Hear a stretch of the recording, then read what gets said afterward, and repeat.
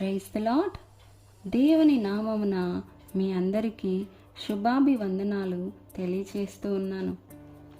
యాకోబు పత్రిక 1వ అధ్యాయము 12వ వచనము.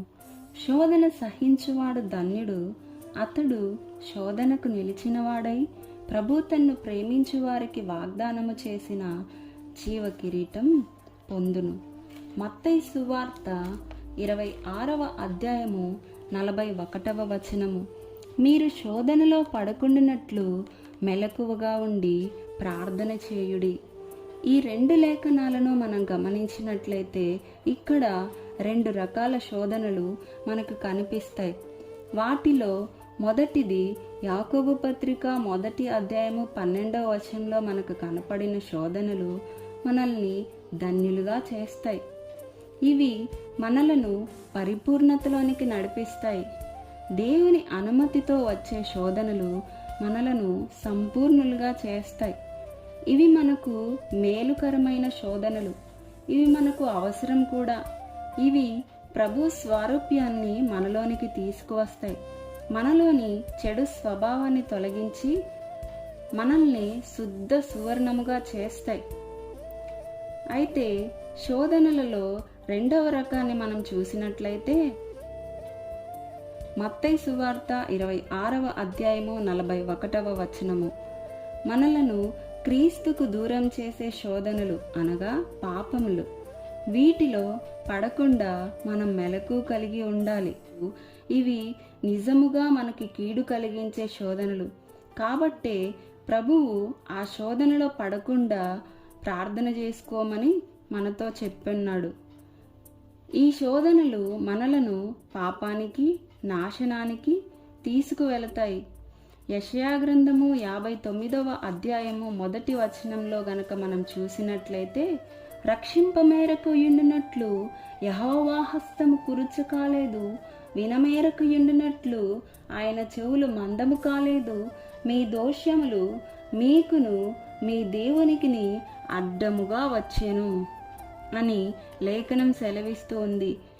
ఈ పాపములు దేవునికి మనకు మధ్య దూరాన్ని కలిగిస్తాయి.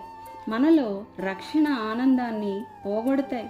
దేవుని ఆత్మ మనల్ని విడిచిపోయేలా చేస్తాయి. అందుకే శోధనలో పడకుండానట్లు ప్రార్థన చేయమన్నాడు. యూదా ఆ పాపంలో పడి, ఆ శోధనలో పడి యేసును విడిచి భ్రష్టుడైపోయాడు. అయితే లూకా సువార్త 22వ అధ్యాయము 61వ వచనము. అంత మాత్రమే కాదు, లూకా సువార్త 22వ అధ్యాయము 31వ వచనము. ఈ 2 లేఖనాల్ని మనం చూసినట్లయితే ఇక్కడ మనకు సీమోను పేతురు కనిపిస్తాడు. అయితే సీమోను పేతురును సాతాను కోరుకున్నాడు. పేతురు ప్రమాదంలో పడే పరిస్థితి ఏర్పడింది. అయితే పేతురు దేవుడు చెప్పింది జ్ఞాపకం చేసుకొని సంతాపపడి ఏడ్చాడు. మరలా ప్రభువుని హత్తుకొని సంఘానికి స్తంభమయ్యాడు. ఉదాహరణకు యోబుకు కఠిన శ్రమలు ఎదురయ్యాయి. యోబు విశ్వాసానికి పరీక్షలు ఎదురయ్యాయి. అయినా యోబు విశ్వాసాన్ని కాపాడుకున్నాడు కాబట్టే 2 అంతలుగా దీవించబడ్డాడు. అయితే ఇక్కడ మనం గమనించాల్సింది ఏంటిది అనంటే, దేవుడు అన్యాయం చేయటం అసంభవం. ఆయన ఎన్నటికీ అన్యాయం చేయడు. ఆయన చర్యలలో న్యాయం ఉంటుంది. ఆయన శోధనలు అనుమతించాడు. శోధనలు అనుమతించిన జయించే శక్తిని యోబుకు అనుగ్రహించాడు. అంత మాత్రమే కాదు, అంతకు 2 అంతల దీవెన ఇచ్చాడు. ఇహమందు పరమందు యోబుని ఆశీర్వదించాడు. ఈరోజు మన జీవితాల్లో ఎదురవుతున్న శోధనలు బట్టి చాలామంది కృంగిపోతూ ఉంటారు. ఎందుకు నాకు ఈ శ్రమలు? ఏంటి నా పరిస్థితి?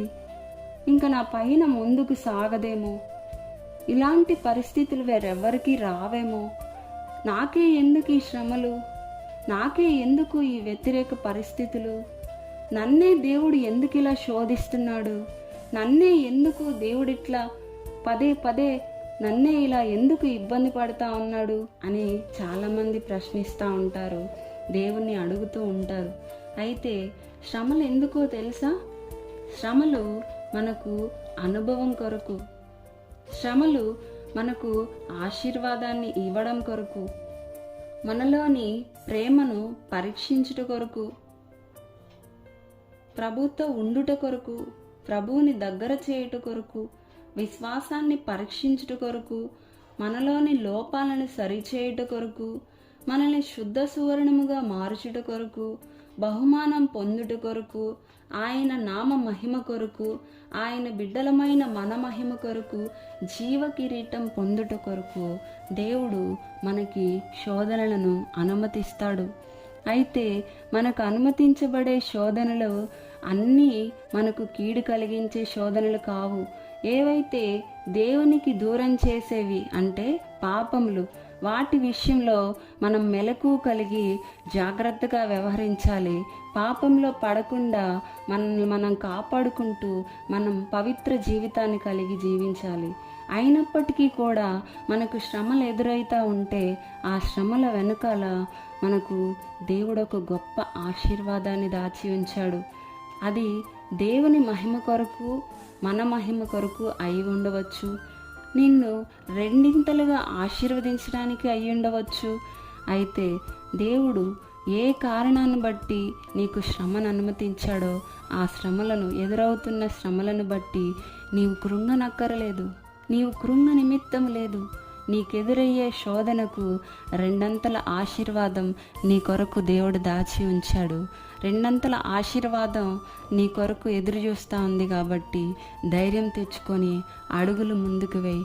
దేవుని ఆత్మ నీకు సహాయం చేస్తాడు, రెండంతలుగా నిన్ను ఆశీర్వదిస్తాడు. ఆమేన్.